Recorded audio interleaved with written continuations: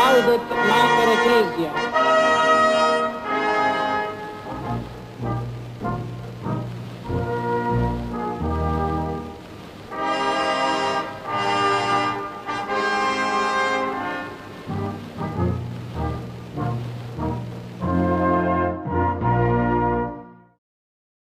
Como vimos, o concílio não se trata apenas de uma produção de documentos, mas de um ouvir o que o Espírito diz à Igreja. Neste bloco, os nossos entrevistados irão nos apresentar como o concílio foi recebido, interpretado e aplicado. Iremos conhecer a recepção, as interpretações e as aplicações do concílio na América Latina e, claro, no Brasil. Esse é um tema que foi se impondo gradativamente no período pós-conciliar, porque imediatamente depois do concílio se falava de aplicação. Depois se começou a falar de recepção do concílio. Já é um pouco mais amplo, já salienta um pouco mais o papel não só da autoridade que pode aplicar, mas do conjunto da vida da igreja que acolhe o concílio, a recepção. E depois, a partir do Sínodo de 85, começou-se a falar de interpretação, hermenêutica, mas sobretudo depois do célebre discurso de Bento XVI para o Natal de 2005, onde ele entrou diretamente na noção de hermenêutica do concílio. A partir dali a literatura sobre essa temática se ampliou consideravelmente. Ele falou de uma hermenêutica da ruptura e de uma hermenêutica da reforma. A da ruptura é precisamente aquela que considera que há uma igreja pré-conciliar e uma igreja pós-conciliar, para bem ou para mal, porque houve quem considerasse que isso foi uma ruptura e que a igreja traiu suas origens, e aí optaram então por movimentos que optaram por viver radicalmente as formas pré-conciliares de vida comunitária, de liturgia e etc.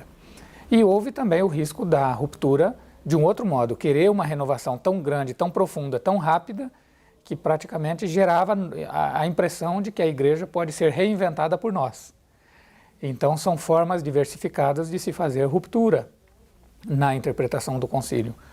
A essas duas interpretações de ruptura, Bento XVI propõe uma hermenêutica de reforma, que a reforma, segundo ele mesmo diz, a natureza da verdadeira reforma é ter rupturas e continuidades em níveis diferentes. Continuidade do único sujeito, que é a igreja, continuidade dos valores, a continuidade dos princípios e a ruptura das formas exteriores, de opções concretas. Se não tiver ruptura, não tem avanço. Se também não tiver continuidade, é uma coisa nova que surgiu. Então é uma combinação desses dois elementos, ruptura e continuidade em níveis diferentes. Essa é a hermenêutica que Bento XVI afirmou ser a hermenêutica autêntica, proposta pelo próprio concílio, por Paulo VI, por João Paulo II e por ele próprio. E é a que a gente nota agora acontecendo efetivamente também com o Papa Francisco. Houve um momento em que tudo se mexia dentro da igreja, logo depois do Concílio Vaticano II. Aí os leigos se despertaram, e se despertaram para algo muito interessante, que é a sua participação consciente na vida da igreja. O leigo passou a se sentir igreja, junto com aqueles que já se sentiam igreja, os padres, também os religiosos e religiosas, os bispos, sobretudo.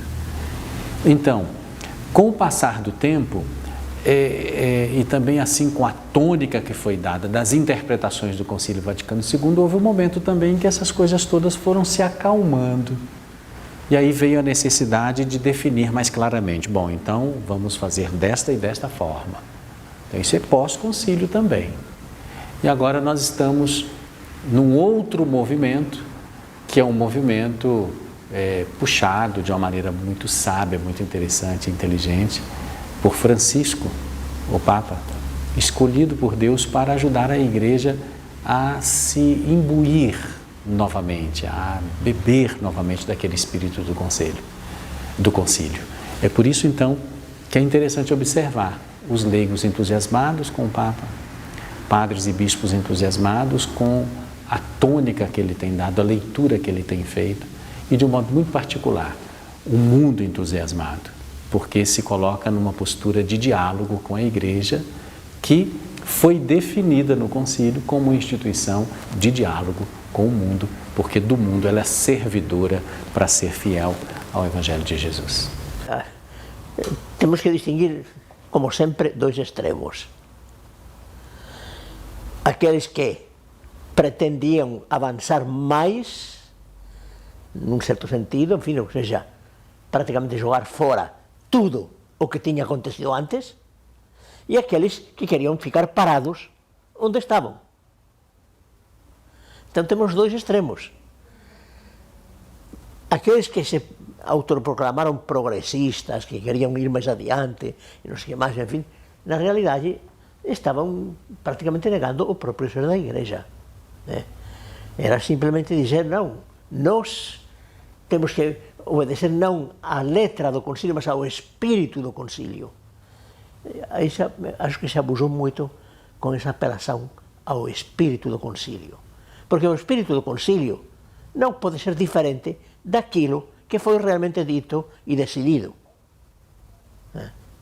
E aí, creio que houve, portanto, exageros. Né?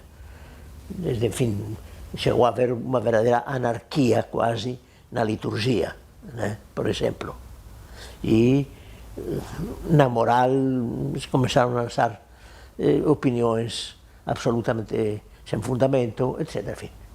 Por outro lado, também houve, como dizia, o outro extremo, os imobilistas. Aqueles que diziam, não, mas sempre foi assim. As capas dos cardeais tinham 12 metros e tinham que continuar com 12 metros. E os anéis de ouro e as cruzes têm que ser assim, enfim, tudo, etc, etc.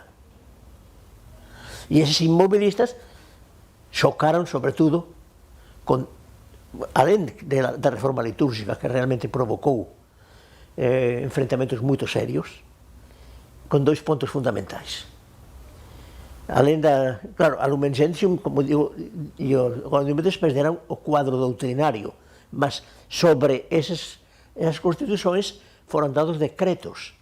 Os decretos desenvolveram o que estava nas constituições. E houve um decreto sobre o ecumenismo, Unitatis Redintegratio, e uma declaração, não sei como ser um decreto, mas uma declaração, Libertatis Humanae, sobre a liberdade de consciência e de religião. Além também de uma outra declaração sobre o diálogo interreligioso. Né? Muito bem. E aqui é que vieram, como digo, os imobilistas, os chamados conservadores, que rejeitaram o diálogo ecuménico, o diálogo interreligioso e a liberdade religiosa. E rejeitaram não assim porque tivesse havido exageros, mas rejeitaram os documentos do concílio. Como digo, também rejeitaram a reforma litúrgica que veio após o concílio. Também sobre a liturgia houve uma outra constituição, a Sacrosanctum Concilium, mas teve que ser desenvolvida através de uma série de instruções e decretos da Cúria Romana. E esses conservadores acharam que a liturgia nova tinha protestantizado a missa católica. E por isso houve grandes conflitos nesse sentido. Mas, sobretudo, o ponto fundamental foram o ecumenismo e a liberdade de consciência. Primeiro, a questão da CNBB, né? A acolhida lá na Domus Mariae, prepararam-se muito bem. Logo depois veio a Assembleia de Medellín.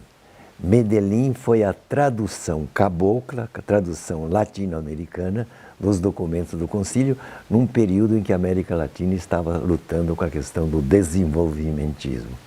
Fizeram descobertas muito grandes, que o conteúdo da catequese, por exemplo, não é só doutrina, mas as situações humanas fazem parte do conteúdo essencial da catequese. Isto abriu para um mergulho de fermento no meio da sociedade. Eu penso que, em certa medida, isso de fato ocorreu. Ocorreu no sentido de que aqueles que esperavam do concílio uma espécie de ruptura acabaram privilegiando mais esses aspectos que já vinham se apresentando como tendência, por exemplo, na França, os padres operários, né? Aqueles que tinham pregado uma aliança com os comunistas para maior justiça social, essas coisas vinham de antes, né? E eu acho que essas pessoas acabaram vendo o concílio mais com olhos políticos sociais do que com olhos religiosos. Entende? Eu confesso que nunca foi o meu caso, porque talvez por causa dessa leitura que eu fazia das publicações francesas, que eram mais completas, né, eu consegui, em certa medida, não me deixar levar pelo ambiente que havia aqui, que era muito, muito radicalizado na época, né? Mas eu acredito que isso tenha ocorrido, e a prova é que, é triste dizer, mas muitas dessas pessoas acabaram tendo uma evolução que as afastou, né, da comunhão da igreja, né? Pouco a pouco, eu acho que a paixão política, ou a paixão pelo engajamento social, acabou se substituindo a motivação inicial, né? Eu acho que esse é um problema, a meu ver, que é uma tentação permanente na vida da igreja, né? Não é apenas uma questão da nossa época. Em todas as épocas sempre será assim. Eu acho que todo cristão, ele tem que saber navegar entre duas tendências contraditórias, né? Uma é que ele não pode se isolar do mundo, né? Ele não pode adotar uma atitude de ter apenas uma vida voltada para o transcendente, né? Se ele está no mundo, sobretudo um leigo ou um sacerdote comum, ele precisa participar da vida, né, da comunidade, né? E ele precisa se engajar, né? Por outro lado, esse engajamento não pode fazê-lo perder de vista que tudo que é terreno, tudo que é histórico é relativo, né? É relativo e não se pode acreditar literalmente que se vai construir o reino de Deus apenas através de reformas sociais, reformas econômicas, né? Porque no momento em que a pessoa passa a acreditar naquela utopia, por exemplo, do comunismo, de uma sociedade sem classes, sem alienações, né, em que todas as imperfeições humanas desaparecem, se está, de certa forma, substituindo, né, uma visão puramente humana aquilo que deve ser a fé cristã, em que a redenção, na verdade, não se encontra apenas nas coisas que nós somos chamados a fazer nesta vida, né? Eu acredito que, infelizmente, é muito comum na história da igreja, no século XIX a gente vê isso, agora nós vimos outras vezes, pessoas que se apaixonaram pela ideia da liberdade, ou pela ideia da justiça, ou dos direitos humanos, ou hoje, por exemplo, a questão do gênero, né? Outras coisas desse tipo, e acabam perdendo de vista que tudo isso é importante, deve ser perseguido com afinco, né? Mas sem perder de vista que existe alguma coisa a mais, né? A fé em Jesus Cristo como Salvador, né? A necessidade de nunca perder de vista o papel da graça, né? O papel da igreja. Eu acho que nessa época houve isso. O João 23, no seu bem curto papado, falava de aggiornamento. Quer dizer, ele fez um apelo para todos os cristãos para que se predisponham a mudar, a uma conversão. Aggiornamento é uma conversão para essa nova visão centrada muito em Jesus Cristo. Não quer dizer que antes não era. Mas, historicamente, havia muitas coisas que foram grudando assim, não é? Na prática cristã. Então, para a gente tirar isso tudo, tirar aquilo que era secundário e vamos nos centrar em Jesus Cristo. Esse é adornamento.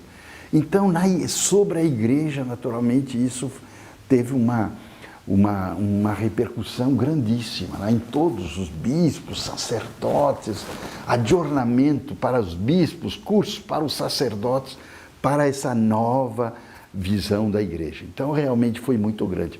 Todos os concílios tiveram um período de expressão, né, da sua realidade profunda, né?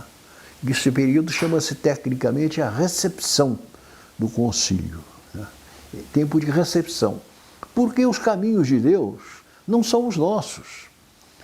Então, Deus não trata de maneira brusca, né?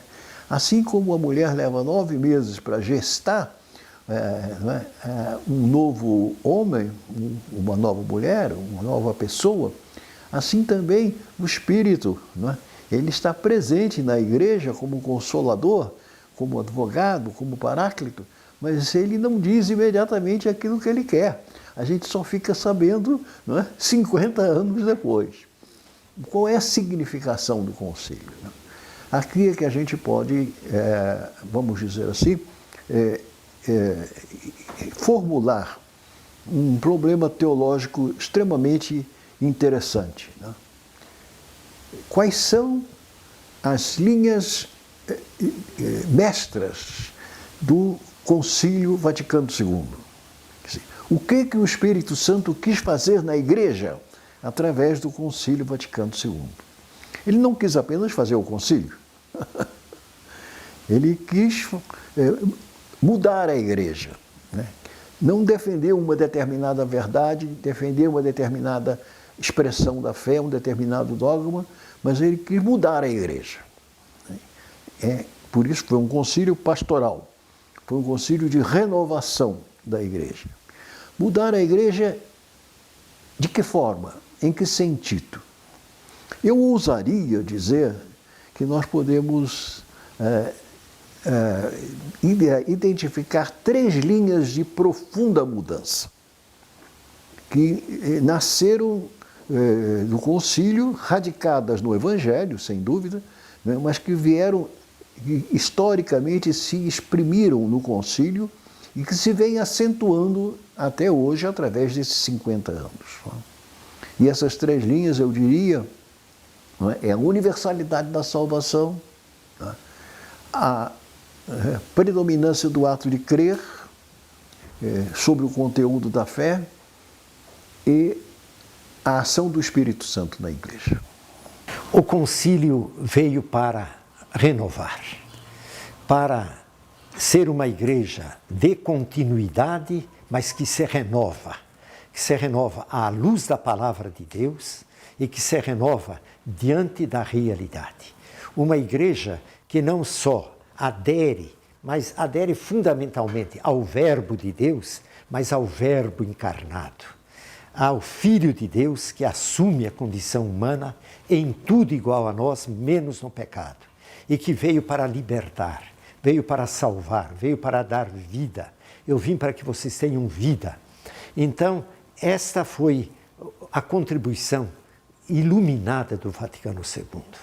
Que nós peguemos, agarremos a palavra de Deus, agarremos antes de tudo a palavra viva, que é Jesus, e sigamos os passos de Jesus. A nossa Conferência Nacional queria muito mesmo que se promulgasse com grande beleza, com grande rigor, a Constituição Gaudium et Spes, como foi feito. E então, havia uma parte no concílio que se chamava a Igreja dos Pobres. A igreja, quer dizer, bispos, teólogos, que estavam então preocupados que o concílio visse as desigualdades no mundo, né? E que até mesmo se declarasse que a igreja era a igreja dos pobres.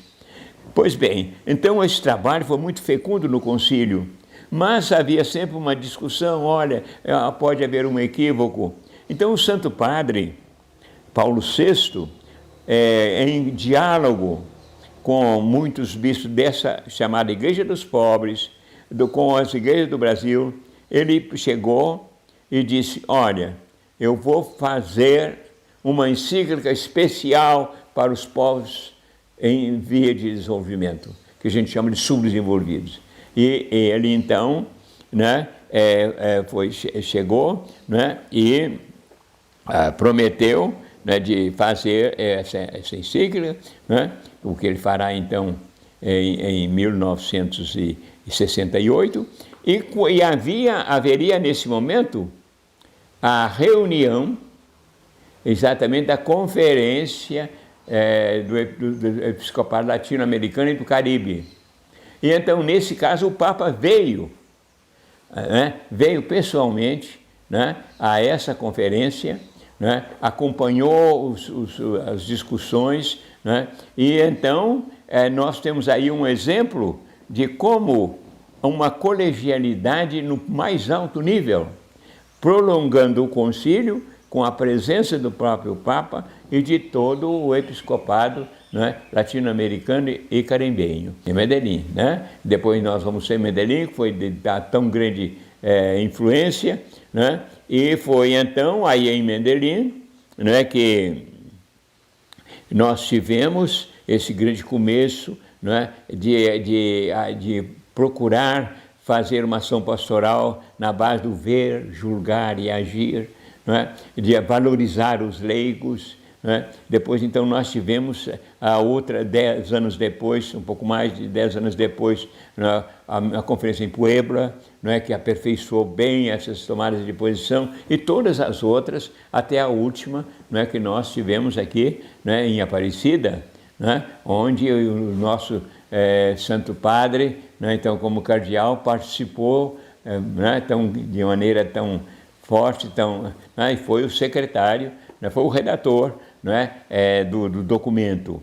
Bem, então, de fato, nós podemos dizer, né, que a América Latina, né, foi, como eu dizia, muito presente ao concílio, levou ao concílio uma boa contribuição, e depois do concílio, né, ajudou, né, bastante, né, na aplicação do concílio de uma maneira que fosse segundo o espírito do concílio, né? Que não é de impor, o concílio manda fazer isso, não. O concílio, então, nos propõe essa doutrina, né? E então apela para a nossa liberdade. Quando o Concílio Vaticano II está se realizando, a América Latina ela também já está se movendo. Então, assim que inicia-se o Concílio Vaticano II, está realizando-se, já a Igreja na América Latina vai se movendo também em conferência. Mas nós poderíamos ir citando, por exemplo, Medellín, Puebla, depois a última de Aparecida. Então vemos como a incidência do Concílio Vaticano II leva a que a Igreja seja dialogante com a sociedade. Por exemplo, nós temos uma diferença da América Latina e a Europa. A Europa está num bem-estar, numa industrialização, num conjunto de bens de consumo. A América Latina está numa situação mais sofrida também de toda a América Latina. E a Igreja, então, está neste contexto. E o Concílio Vaticano II, então, quando coloca a Igreja a serviço da comunidade, da sociedade, a América Latina reflete sobre este povo que tem poucos bens, que é pobre, que sofre. E a Igreja, então, consciente do seu ministério, vai tentando ajudar e como levar a esperança aos corações, como levar a solidariedade, como levar a prática do Evangelho e a Igreja viva. Então vemos que os pobres são contemplados. Refletimos aí toda uma teologia. Jesus diz, os pobres são aqueles amados de Deus. Não tanto também uma pobreza somente material. A pobreza material é fruto ou a consequência de um egoísmo da sociedade. Esse pode se resolver desse modo. Mas a pobreza também que Jesus fala, desta abertura dos corações. Claro, aproveitando dois aspectos, a pobreza social e a pobreza voluntária, a Igreja na América Latina, a partir do Concílio II, faz um grande progresso e uma grande ajuda também. Por isso vemos que a Igreja contribui muito. Depois vemos a Aparecida, 2007, até o próprio Papa atual, Papa Francisco, foi um dos coordenadores e aquele que conduziu todo o documento, vemos como ele dá consciência da igreja na América Latina estar em permanente estado de missão. Justamente naquilo que o concílio coloca, a igreja que vai servir o mundo e colocar-se em serviço e transparência evangelizadora. Na primeira hora, o embate, mesmo entre bispos mais conservadores e mais progressistas, foi forte. Mas, pela graça de Deus, as várias reuniões, as várias assembleias, foi afunilando. Depois, o documento, por exemplo, de votação de catequese renovada, se éramos 250 bispos, 245 votaram a favor e só 5. Por aí a gente já tem quantitativamente uma avaliação de como as ideias o diálogo foi aperfeiçoando. Claro, tratava-se agora de realizar o concílio. Eu era padre na época, eu fui ordenado padre em 58, portanto eu fui padre durante uns 7 anos antes das grandes reformas, porque uma das grandes reformas também do concílio foi a reforma litúrgica, que deu um grande impacto, sobretudo na comunidade, nas comunidades, porque a liturgia foi totalmente renovada, atualizada em língua vernácula. Foi realmente uma grande obra do concílio. Mas então, como agora fazer com que a igreja realizasse o concílio? E isso aqui no Brasil, o que eu pude assistir, eu tenho a impressão, o que eu também podia de alguma forma acompanhar em outros países, eu acho que o Brasil foi um dos que mais se esforçou para, de fato, realizar o concílio. O que houve de cursos, de atualização, de assembleias de atualização, de retiros para os padres, para o povo, para as pastorais, para os religiosos, para os bispos, constantemente havia cursos de atualização, chamados cursos de atualização, para fazer com que o concílio fosse mais conhecido e como transformar isso em planos de pastoral, porque João 23 já havia pedido antes mesmo do concílio que o Brasil fizesse um plano de emergência, um plano pastoral de emergência. E o Brasil tentou fazer isso na época, e a CNBB já tinha sido, naquela época ele estava nascendo naquela época. E então dentro disso, claro que aqui no Brasil havia toda uma grande busca de fazer com que o Concílio Vaticano II entrasse nos planos de pastoral. Então se começaram os grandes planos de pastoral nacionais, os grandes planos de pastoral regionais, diocesanos, começou nessa época, nessa tentativa de realizar o Concílio Vaticano II. Nesse meio tempo, os bispos da América Latina, porque o CELAM também nasceu naquelas épocas, e houve a grande reunião de Medellín, chamada Grande Reunião de Medellín, que foi em 69, poucos anos, portanto, depois do concílio. E porque o concílio havia pedido, havia insistido que a igreja deve se reinserir na sociedade, também os bispos latino-americanos de Medellín tentaram se reinserir na sociedade latino-americana. E foi aí que nós tivemos alguns grandes bispos ali que conseguiram conduzir essa reunião, essa Assembleia de Medellín, para de fato refletir sobre o que é a sociedade latino-americana. Por que na sociedade latino-americana existe tanta pobreza, tanta miséria, tanto atraso, tanta, digamos, exploração? E eles começaram a se perguntar quais eram as causas que estavam por detrás. Não apenas trabalhar sobre os efeitos, temos pobres, então vamos ajudar os pobres, não. Não, o que está por detrás, o que produz os pobres? Então essa metodologia que também usava muito o ver, julgar e agir, que era uma metodologia como se chama, ali da pastoral operária, da JOC, Juventude Operária Católica. E eles tinham muito essa metodologia, que também foi usada nesse sentido. Quer dizer, buscar as causas, depois perguntar-se o que a palavra de Deus tem a dizer sobre essa realidade e quais são as consequências que nós devemos tirar na prática pastoral. Então, tudo isso começou fortemente em Medellín. E Medellín chegou à conclusão, no final, de que havia uma injustiça institucionalizada na América Latina. Eram as estruturas que produziam a injustiça. Não era a falta de preparo, falta de inteligência ou preguiça que fizesse com que os nossos povos fossem pobres. Não. Eles eram explorados porque as estruturas eram de exploração, as estruturas próprias. Portanto, havia a necessidade de uma mudança de estruturas econômicas, sociais, políticas. E aí veio o grande movimento da Igreja da América Latina, que depois também trouxe um grande reforço às comunidades eclesiais de base, a própria teologia da libertação também brotou dentro desse clima todo, enfim.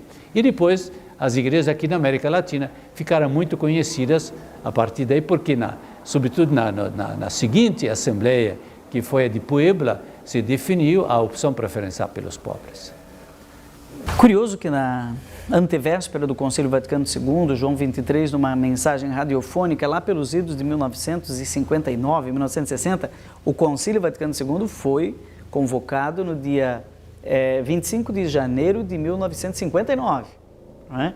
Depois ele só vai começar em 63 e logo em seguida vai falecer João XXIII e ele é concluído por Paulo VI. Mas numa mensagem radiofônica, o Papa João XXIII falou uma coisa que o Papa Francisco repetiu como primeira frase marcante do seu pontificado: eu gostaria de uma igreja pobre para os pobres. Os bispos da América Latina, que viviam, e como hoje a gente ainda vive, uma situação dramática de pobreza e de dependência do continente latino-americano em relação ao capital estrangeiro internacional, na época, por exemplo, as multinacionais. Fernando Henrique Cardoso publicou o livro Teoria da Dependência, junto com Falquetto. Diante dessa fala do Papa João XXIII, os bispos latino-americanos imaginavam que nós teríamos o concílio da opção preferencial pelos pobres, que ainda não havia sido tematizada. A Igreja sempre viveu isso, desde o Evangelho, né? Desde Jesus Cristo. Mas tematizada dessa maneira, não. Algumas pessoas até imaginavam, em alguns casos era verdade, que a Igreja era aliada das elites e não dos pobres. Não é? E muitas vezes das elites contra os pobres, não é? Ou para a exploração dos pobres. Diante de tudo isso, falava-se até de pastoral das elites. Não é? Então nós temos lá em Roma, durante o concílio, os bispos se reunindo, inclusive era nas catacumbas, eles iam lá e se reuniam e viram que o tema dos pobres não ia ser relevante no concílio. Então, voltando de Roma, eles logo em seguida, terminou em 65, deu tempo de se preparar 66, 67, em 68, em Medellín, na Colômbia, aconteceu a primeira grande reunião dos bispos da América Latina, que aliás foi a segunda, né? Porque em 1955 aconteceu no Rio de Janeiro a primeira, mas isso era antes do concílio. Então, após o concílio, a primeira grande reunião do CELAM, que aliás foi fundada em 55 no Rio de Janeiro, a primeira grande reunião já com o calor do Vaticano II foi em Medellín, na Colômbia. E lá havia um documento da pobreza, que falava da pobreza em três sentidos. Na pobreza em sentido material, que é um mal, em sentido espiritual, que é uma opção, né? Por exemplo, o voto de pobreza dos religiosos, e o terceiro, que é a junção do mal com a opção espiritual, que é a pobreza-solidariedade, né? Quer dizer, pessoas que espiritualmente optam pela pobreza, como disse Jesus, como diz Paulo a respeito de Jesus, sendo rico se fez pobre para nos enriquecer com sua pobreza.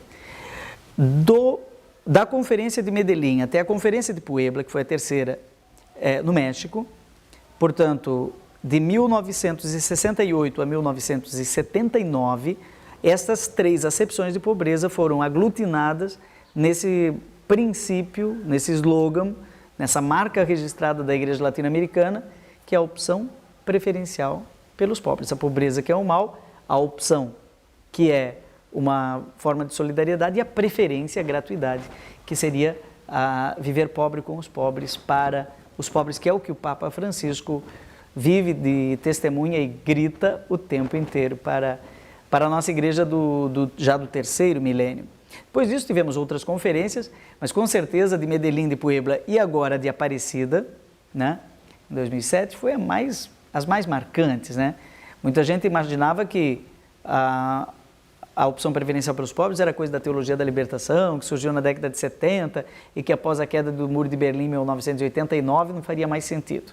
E imaginavam até maldosamente, alguns, que o Papa Bento XVI viria à Conferência de Aparecida para dar o tiro de misericórdia na opção preferencial pelos pobres. E ele começou o seu discurso na abertura de Aparecida com a seguinte frase: a opção preferencial pelos pobres se funda no simples fato de que Jesus Cristo, sendo Deus, sendo rico, se fez pobre para nos enriquecer com sua pobreza. Exatamente o texto utilizado lá em Medellín, em 1968.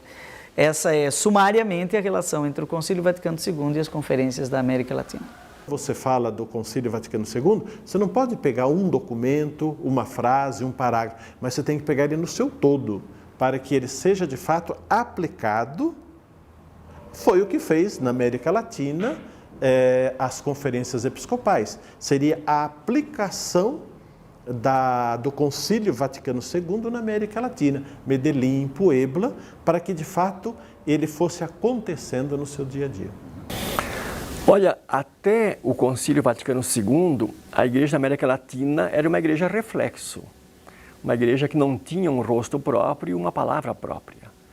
Com a Conferência de Medellín, começa o que nós chamamos de uma tradição latino-americana, a partir de quando a igreja passa a ter um rosto próprio e passa a ter uma palavra própria.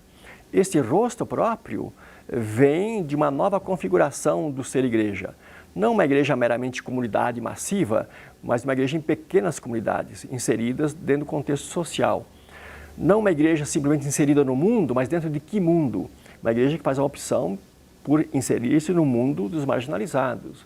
Não simplesmente uma igreja que vai repetir, não é, as teses da Europa, mas uma igreja que quer ler a mensagem revelada a partir do nosso contexto e das nossos desafios. Então nasce a teologia latino-americana também a partir de Medellín.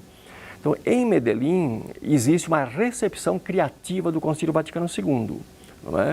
Não é repetição, é um assumir o concílio em nosso contexto, mas também desenvolvendo certas intuições do concílio que haviam ficado a meio caminho. Então, na América Latina, o concílio, mais que um ponto de chegada, foi um ponto de partida para outras sínteses e outras conquistas, não é? E nesse sentido, Puebla vai continuar essa recepção criativa, embora em Puebla já hajam aí muitos freios, muitos obstáculos, porque nós estamos já inaugurando um novo pontificado que veio com outra sensibilidade. Santo Domingo praticamente foi o estancamento dessa recepção criativa de Vaticano II, mas Aparecida retoma o concílio com muita força, não é? Então podemos dizer que Medellín e Aparecida se colocam de maneira assim, muito fiel nesse processo de renovação eclesial inaugurado pelo Concílio Vaticano II. O concílio na América Latina não simplesmente ele foi acolhido em suas teses e intuições, como ele também teve desmembramentos, houve avanços. Na América Latina, como diz Paulo VI, né, um concílio não é somente um ponto de chegada, é um ponto de partida. E na América Latina ele foi sobretudo um ponto de partida. Essa conferência de Medellín, que é justamente uma conferência, o episcopado latino-americano todo se reúne para fazer a recepção do concílio na América Latina. Então, qual é a leitura, a interpretação que o episcopado latino-americano vai dar ao concílio? Vai dar justamente que, numa igreja que quer sintonizar com as angústias, as esperanças, as alegrias e os sofrimentos dos homens e das mulheres de hoje, na América Latina, os problemas, as angústias, se chama injustiça, né?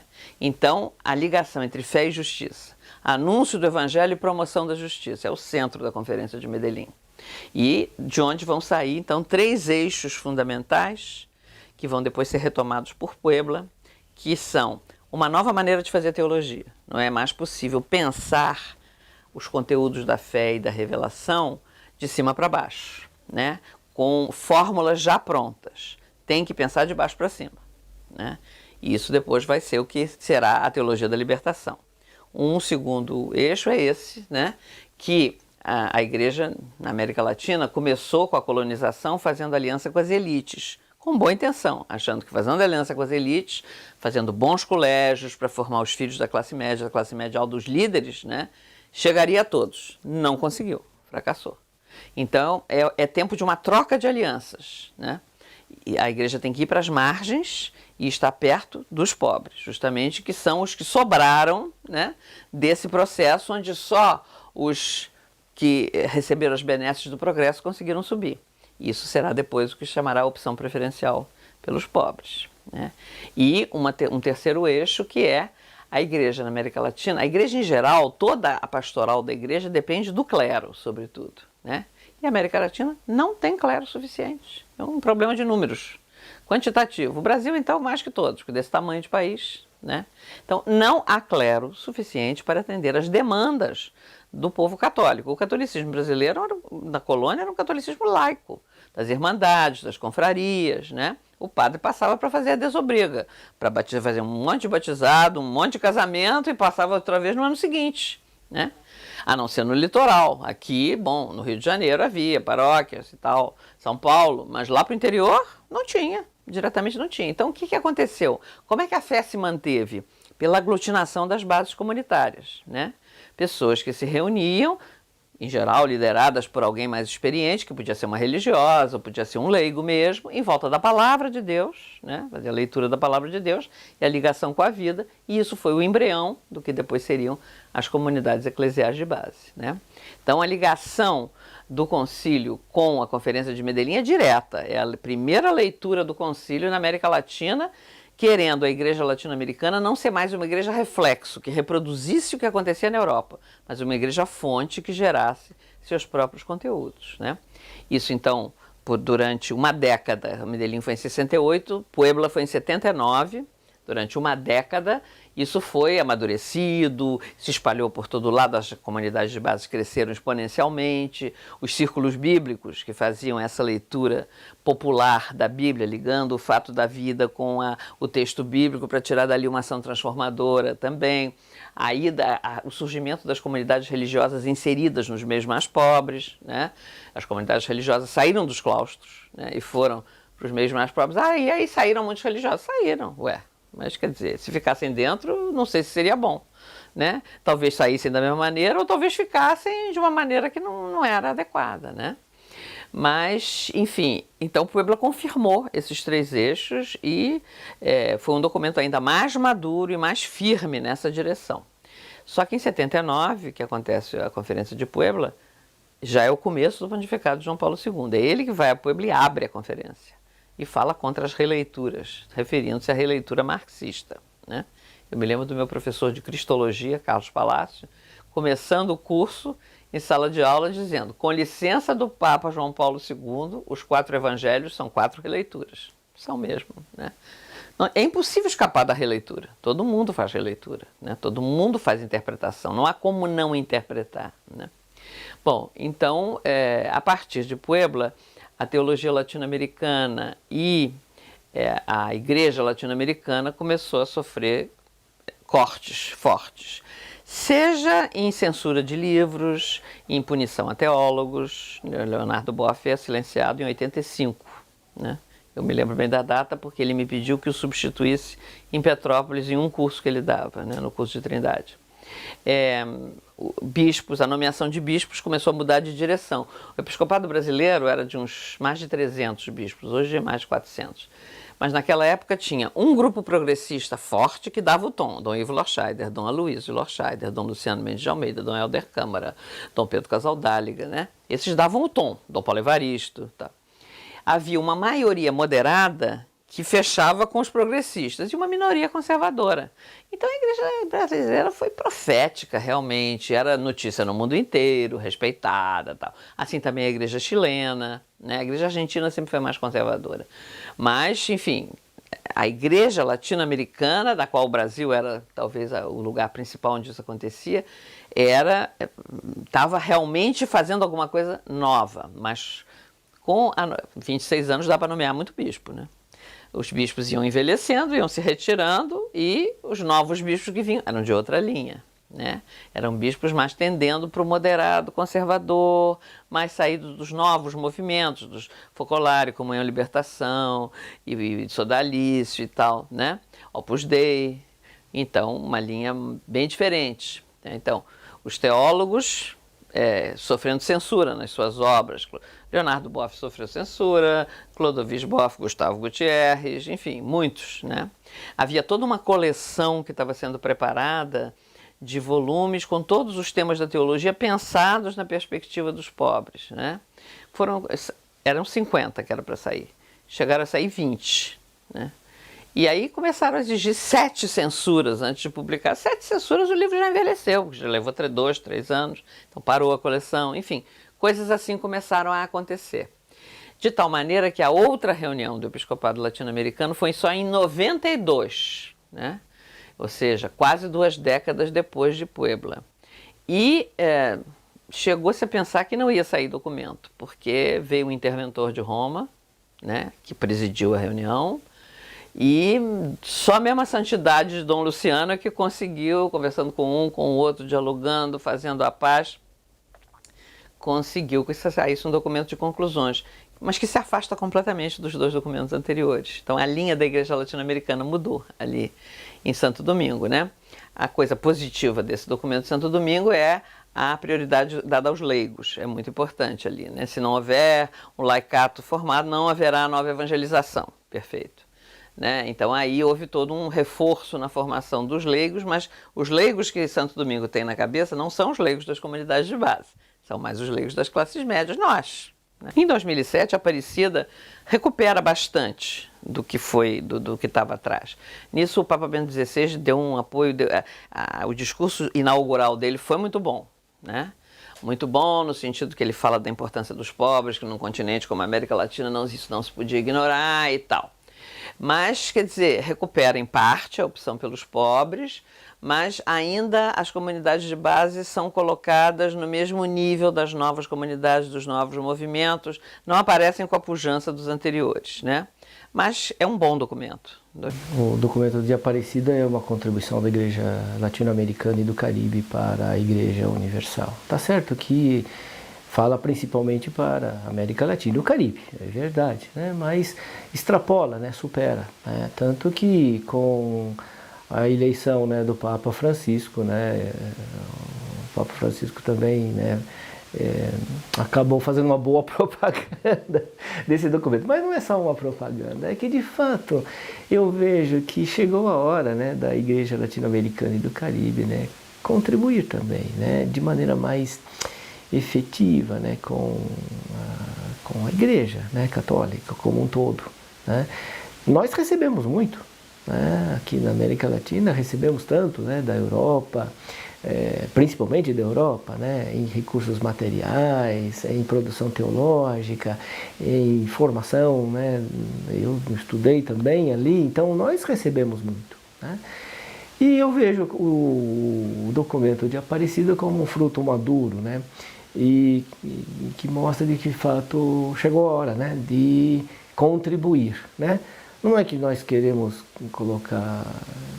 sermos os primeiros, não se trata disso, mas se trata de fato, dar a contribuição com aquilo que é a nossa riqueza, aquilo que é próprio da Igreja Latino-Americana e do Caribe para a Igreja Universal, para, né, a renovação, porque afinal de contas, também aqui, né, nós fizemos um esforço muito sério, né, de aplicação do Concílio Vaticano II. A gente pode também contribuir, né, com a Igreja Universal, né, com aquilo que são as nossas riquezas, aquilo que é a experiência já de muitos anos, aquilo que é uma prática, né, já comum, né, na Igreja Latino-Americana, aquilo que é o patrimônio adquirido ao longo de todo esse esforço, né, começado já há 50 anos atrás.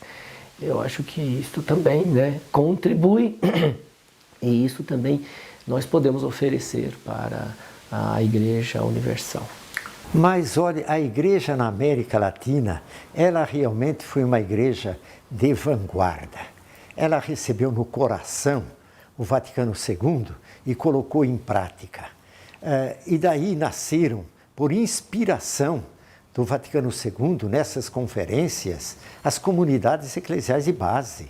Elas marcaram o solo da América Latina numa renovação paroquial muito grande da igreja. Uma outra inovação, o povo realmente fazendo teologia, uma teologia de reflexão, agarrada, comprometida com a palavra de Deus e encarnada na realidade. Uma reflexão teológica a respeito da situação do nosso povo, marginalizado pela pobreza, pelas discriminações, um povo maravilhoso. O que o Brasil, por exemplo, tem de melhor? O Brasil tem de melhor o seu povo, mas um povo com ânsias de liberdade. Aí vem, então, a contribuição de uma teologia da libertação, que o Papa, isso é importante que se diga, que o Papa, na carta que mandou aos bispos do Brasil, em 1980, ele recomendava e aprovava a teologia de libertação fiel à tradição da Igreja. O quanto é importante que isso tudo foi inspirado pelo Vaticano II. A evangélica opção preferencial pelos pobres. O quanto a Igreja também se voltou e precisa se voltar, porque é mandamento de Jesus para os pobres. Hoje, quando eu ouço admirado esse iluminado Papa Francisco falando para a Igreja sair, ir ao encontro, ir às periferias humanas e geográficas, eu digo para mim mesmo, Papa latino-americano, hoje Papa da Igreja no mundo todo, mas com o coração marca registrada, Medellín, Puebla, Aparecida, onde ele foi coordenador da redação do próprio documento. Isso tudo é América Latina acolhendo o Vaticano II. Eu não citei Santo Domingo, porque o Santo Domingo já foi um pouco uma reunião assim, onde a liberdade de espírito foi um pouco cerceada. Mas em Medellín, em Puebla e em Aparecida, nós tivemos realmente a liberdade do espírito circulando em todos os cantos e recantos, mandando a Igreja ir para as periferias humanas, geográficas, a Igreja arregaçar as mangas, iluminada pelo concílio, que bebeu da palavra escrita da Bíblia, do testemunho de Jesus, a ir ao encontro dos pobres. Quando escuto o Papa Francisco dizer que a carne do pobre é a carne de Jesus, então eu digo, meu Deus do céu, evangélica opção preferencial pelos pobres. O quanto realmente a Igreja na América Latina realmente foi iluminada e acolheu com determinada determinação as grandes intuições do Concílio Vaticano II. O padre Gutierrez, que é chamado pai da teologia da libertação, tem a seguinte metáfora. Ele diz assim, os pobres bateram na porta do concílio. Os padres conciliares foram lá, abriram. Quem são vocês? Somos os pobres. Ah, muito bem, pode ir embora. Fechou a porta. Quer dizer, teve uma tentativa de colocar o concílio sob a consigna, sobre a inspiração dos pobres. Porque o João 23 tinha dito antes do concílio que a igreja é, sobretudo, a igreja dos pobres. É sobretudo, não negou que fosse também dos outros, né? Mas que é sobretudo a igreja. Então, alguns cardeais, sobretudo o cardeal de Bolonha, o cardeal Lercaro, que foi um cardeal profético, por exemplo, se levantou contra a guerra do Vietnã, né? Ele disse assim, que tal nós colocarmos todo o concílio debaixo do astro, da inspiração do pobre, da igreja dos pobres? Mas não teve muita repercussão, a igreja não estava, no todo, muito madura para a voz dos pobres, entendeu? Porém, ficou no documento do concílio, na Lumen Gentium, número 8, a igreja e os pobres. Ficou bonito, viu? Um número poderoso. Diz primeiro que a igreja tem que ser pobre, como o Papa agora, Papa Francisco, é um fruto direto do concílio, uma igreja franciscana, né? Não só que cuida dos pobres, mas ela mesma é pobre. Segundo, que privilegia, então, os pobres, tem uma sensibilidade particular com os pobres. De fato, uma das primeiras intervenções dele, os jornalistas, né, disse assim, como eu gostaria que a igreja fosse pobre. né, continuamente. Então, é isso ali. Agora, quem levou adiante essa inspiração, que ficou só assim em semente no concílio, foi a América Latina, os teólogos latino-americanos, que então, desenvolvendo aquela inspiração, levaram a efeito a teologia da libertação, que se ocupa com a libertação dos pobres, exatamente, né? É que até hoje fez grandes impactos, não só na América Latina, no nível do laicato, por exemplo, muita gente se jogou na política, nos movimentos sociais, a própria Marina, que agora é uma candidata, ela foi ouvinte minha, quase aluna lá no Acre, né? Ela é um dos frutos dessa teologia da libertação, entendeu? Chico Mendes, que eu conheci muito bem, trabalhei com ele no Acre, também ouvinte meu de minhas palestras, meus cursos, né? Também, um homem comprometido, é uma figura mundial, bem como a Marina, né? Pois bem, são frutos de libertação, né? Então ela levou adiante essa semente que no concílio não conseguia desenvolver. O Brasil, interessante, ele tem uma característica muito bonita. Em 62, o Brasil já tem o plano emergencial. O plano emergencial é algo que já procurava aquilo que nós estamos num contexto hoje, a renovação da paróquia, a renovação do clero, a renovação das escolas e a questão dos leigos.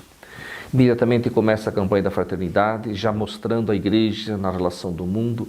Depois temos um plano de pastoral, aí que vai até 75, onde a igreja já vai colocando todos os elementos que o Concílio Vaticano II destacou. A liturgia, o ecumenismo, o ensino, o laicato, a catequese, vários aspectos que a igreja promoveu. Até 75, mais ou menos. Depois vem os planos da ação evangelizadora, inspirados no Vaticano II. Por isso vemos que o concílio na igreja do Brasil, ela é muito grande. Com os planos da ação evangelizadora, as diretrizes, até hoje a igreja dinamiza a igreja de modo profundo e grande. Então nós vemos que a igreja do Brasil tem ganhado muito. E sobretudo também chegando agora no último plano da ação evangelizadora, as últimas diretrizes, que bonito. A igreja em estado permanente de missão, a igreja que está no seu início da formação catequética, a palavra de Deus como centro, a renovação paroquial, a igreja que vai viver a caridade dentro de... E agora a igreja também do Brasil procura dar o assento e já começa o estudo sobre o laicato. Apostólica Actuositatem é justamente como é que a igreja vai entrar no mundo. A igreja como instituição tem um espaço, justamente, os leigos que estão na totalidade dentro no aspecto institucional e fora. Eles podem ser esta mediação. Então a igreja também dará agora este aspecto, este assento. Então a gente tem que medir um pouco as coisas, né? Eu digo medir as coisas é assim, é um evento e o povo acompanhou e depois com cada vez mais atenção, rezando, acompanhando as notícias, mas você vai ter gente que acompanhou como ninguém, né? Por exemplo, o grupo a quem Dom Helder escrevia cada noite, cada madrugada, passando todos os textos que estavam sobre o ultra segredo pontifício, mas ele se reuniu no Rio de Janeiro, né? Alceu Amoroso, esse grupo, outras pessoas, o Cândido Mendes de Almeida, que você pode entrevistar também, é o reitor da Universidade Cândido Mendes, irmão do Dom Luciano. Ele teve nesses grupos de trabalho que propunham aos bispos brasileiros, por exemplo, sobre a Gaudium et Spes, teve um grupo montado no Rio, né? Também o Luiz Alberto Gomes de Souza, que acabou vindo de Paris para secretariar Dom Helder no fim da primeira sessão, porque ele escrevia para Deus e todo mundo, continuou a dinâmica das reuniões, né, daqueles presidentes de conferência episcopal. Dom Helder continuou trabalhando, escrevendo. O concílio estava sendo recebido com alegria, então não é só os bispos. Depois o concílio, que era só de bispos, a partir da segunda sessão, foram nomeados 28 auditores leigos.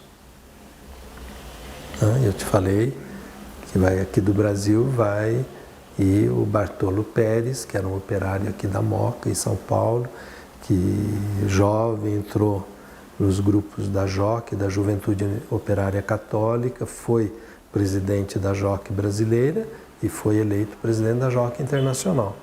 Então, quando se convocaram os leigos, ele, como presidente de uma grande organização leiga, católica, internacional, foi chamado para o concílio. Ele diz, apanhei, né? Porque era tudo em latim, não entendia, alguém tinha que traduzir, mas estava lá, tendo um papel também importante, com uma voz leiga. Na sessão seguinte, as mulheres entraram. No fim, foram 22 mulheres que participaram, religiosas, leigas, e entre homens e mulheres, 58 foram auditores no concílio. Então vai havendo uma recepção. O que aconteceu no Brasil? Houve algumas iniciativas que diferenciam o Brasil de outros países. A CNBB se juntou com a CRB no fim da primeira sessão e decidiram fazer um boletim informativo semanal, entregue de graça em todas as paróquias do Brasil, em todas as casas religiosas, que chamava Concílio em Foco. Então, as pessoas puderam começar a acompanhar não com a notícia de jornal, mas com uma cobertura de qualidade sobre o que estava acontecendo no concílio, os debates, o que estava sendo proposto.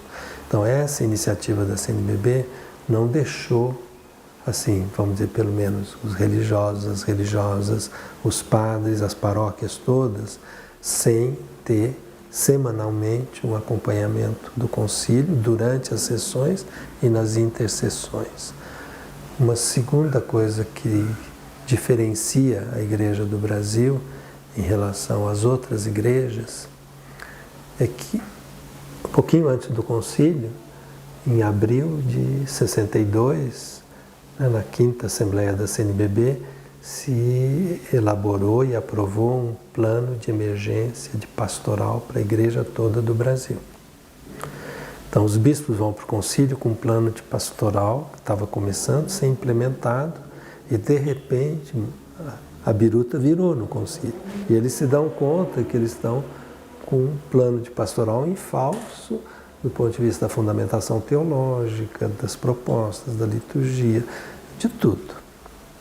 Então, a partir da segunda sessão, se toma a decisão que é preciso fazer uma revisão desse plano e fazer um novo plano adaptado ao concílio.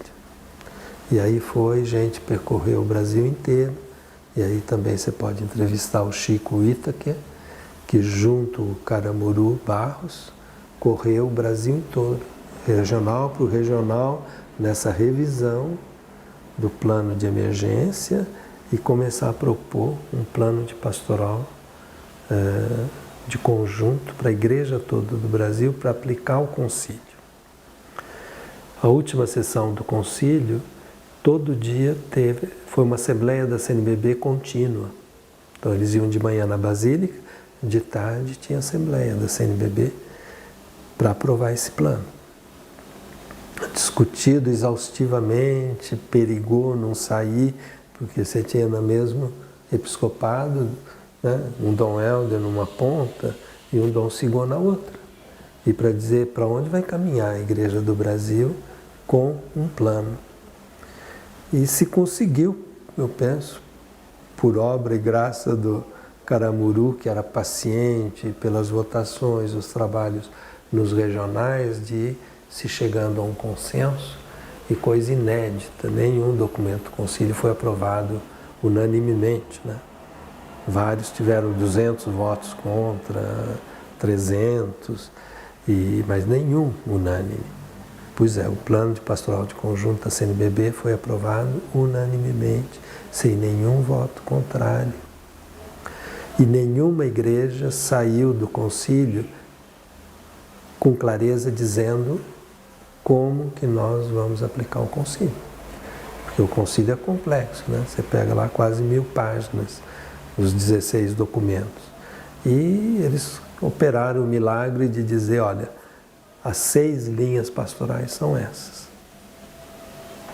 Uma igreja participativa, povo de Deus, com ministérios leigos, com comunidades de base, que era a linha 1, uma igreja presente no mundo, na luta pela justiça e tudo, a linha 6, o ecumenismo, a questão da catequese, a liturgia. Então você tinha 6 linhas, quer dizer, para o povo concílio todo, com muita discussão e muitos documentos, para a Igreja do Brasil estava claro, olha, para a gente ser uma igreja do Vaticano II, essas são as 6 linhas pastorais aprovadas por toda a Conferência Episcopal. A Igreja da Holanda fez o seu sínodo em 1967, para dizer como é que nós vamos aplicar o concílio. Em novembro de 65, a Igreja do Brasil já tinha o seu plano de pastoral. A Igreja da Alemanha em 71. E tem igrejas que até hoje não se puseram de acordo como é que vai aplicar o Vaticano II. Então é uma diferença fundamental. Nenhuma igreja saiu do concílio com a primeira recepção assim geral do documento da liturgia, aprovado em 63 e que entrou em vigor em 64. E aí também houve uma graça, porque houve eleições na CNBB e houve um consenso em torno de quem devia tocar a liturgia, que foi Dom Clemente Snar, o bispo de Nova Friburgo, beneditino, e durante 25 anos, acho que ele foi presidente da Comissão de Liturgia. E você vai ter alguns princípios que a Igreja do Brasil conseguiu colocar em prática e que nenhuma outra igreja conseguiu. Por exemplo, aqui se buscou aquilo que o concílio diz, que a liturgia, você tem que buscar a maior participação dos fiéis, da Assembleia dos Fiéis.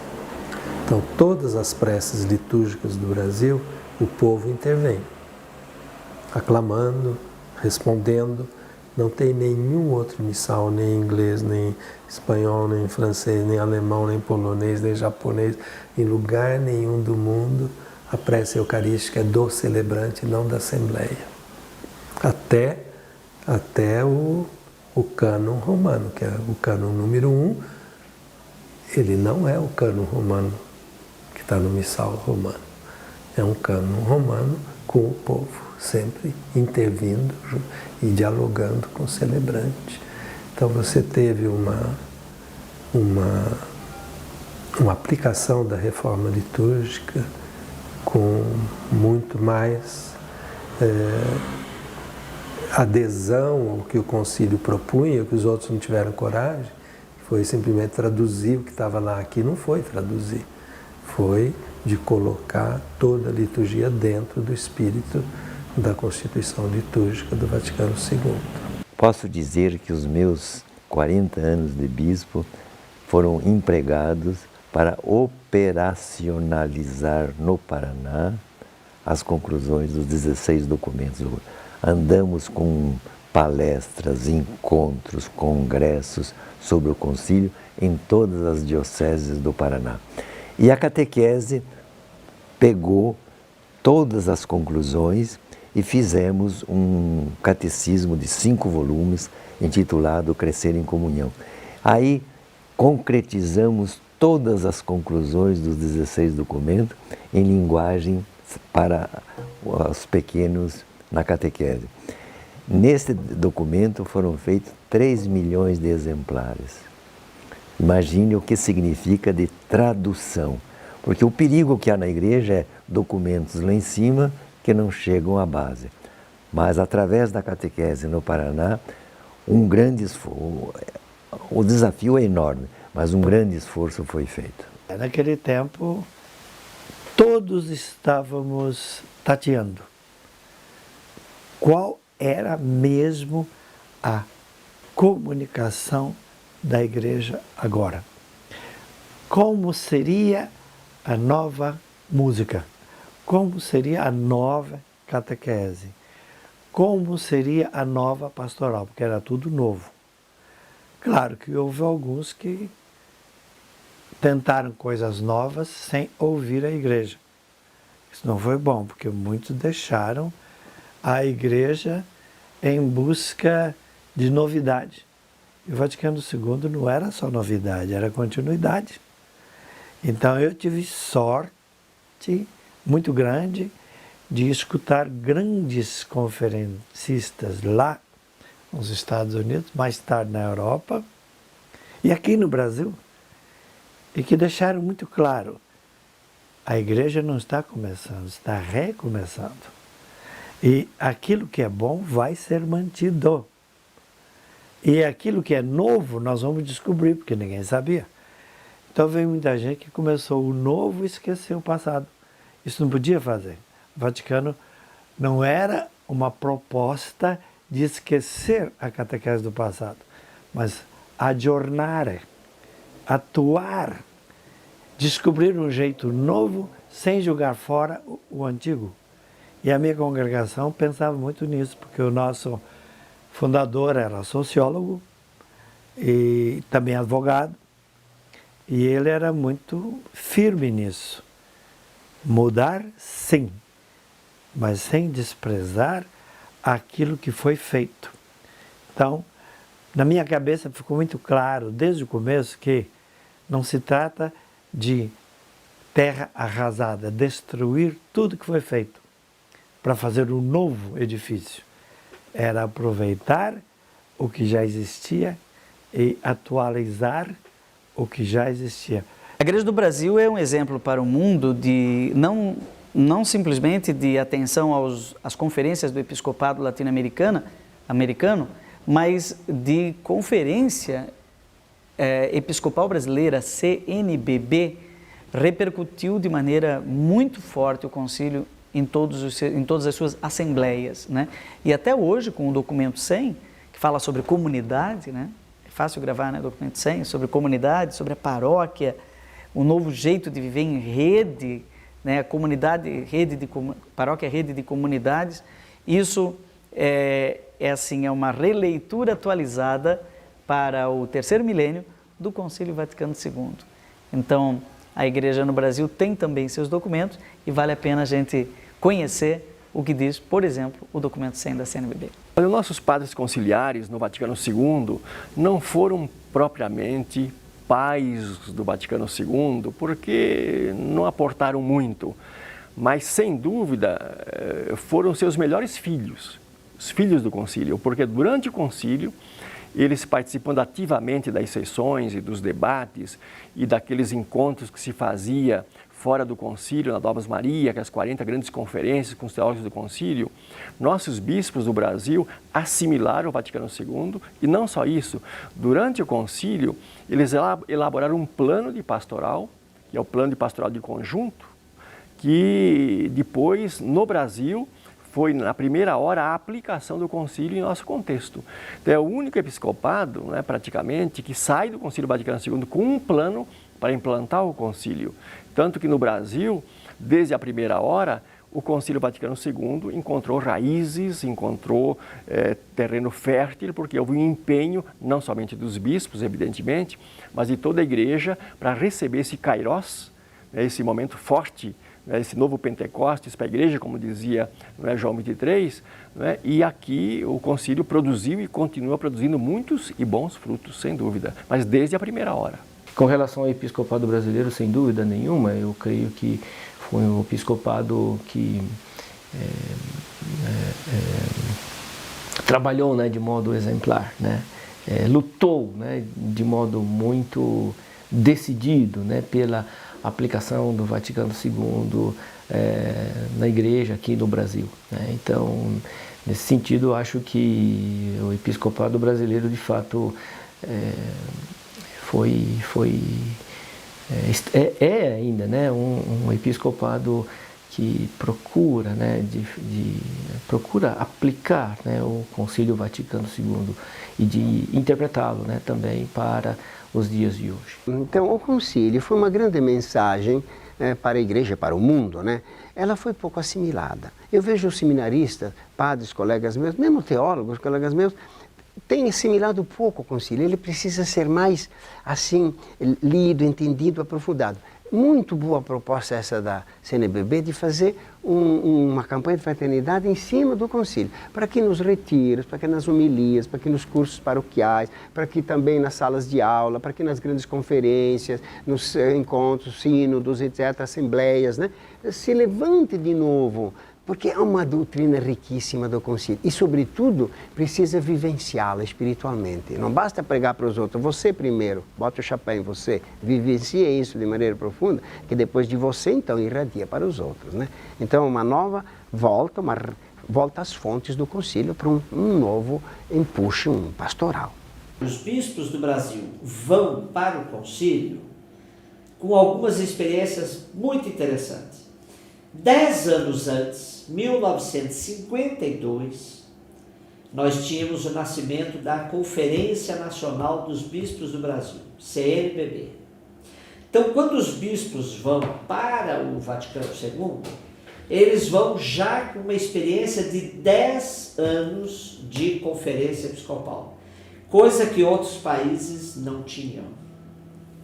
Então, isso é importante ressaltar. Segunda coisa relacionando Vaticano II e Igreja do Brasil. Os bispos do Brasil vão para o Vaticano II com um plano de pastoral prontinho, chamado Plano de Emergência, com um prefácio assinado por Dom Helder Câmara em setembro de 62, portanto, um mês antes do concílio. Então o Brasil vai já com um plano de pastoral prontinho. E fantástico, que tem se adiantando em muitas coisas do concílio. Depois, na última sessão conciliar, os bispos do Brasil, eu creio que é a única conferência no mundo que sai do concílio com um plano de pastoral pronto para a implementação das conclusões conciliares. O plano de pastoral de conjunto.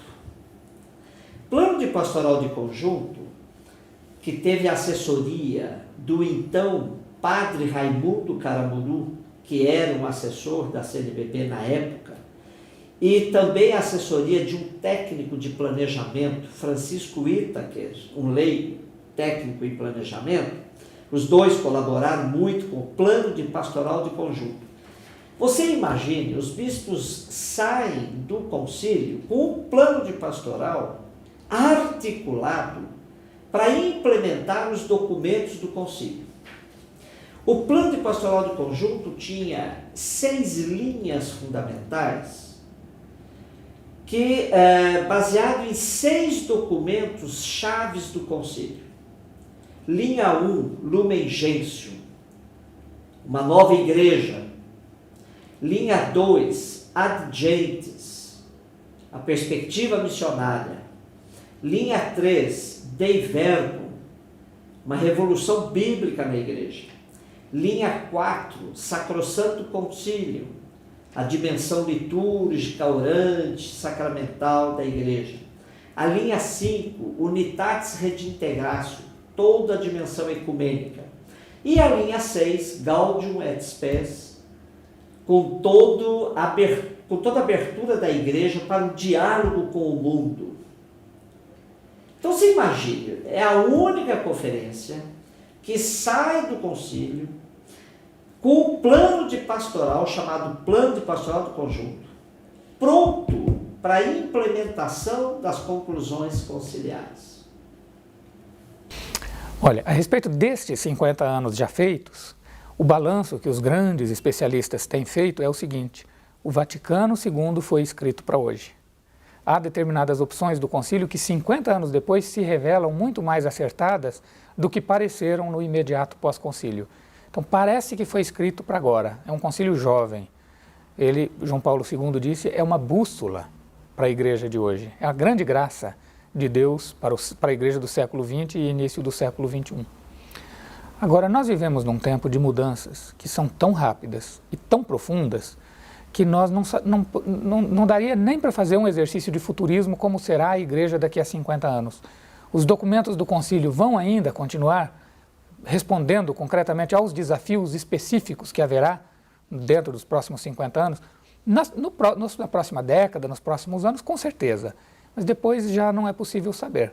Porém, o estilo do Concílio Vaticano II, esse estilo de abertura, de diálogo, de serviço, que se destaca na Lumen Gentium, mas sobretudo na outra Constituição, que é a Gaudium et Spes, a Constituição Pastoral, os valores fundamentais da dignidade da pessoa humana, do bem comum e, com base nisso, o diálogo da Igreja com as várias expressões da sociedade e o serviço que a Igreja pode prestar, isso, com toda certeza, vai continuar norteando a Igreja nos próximos 50 anos.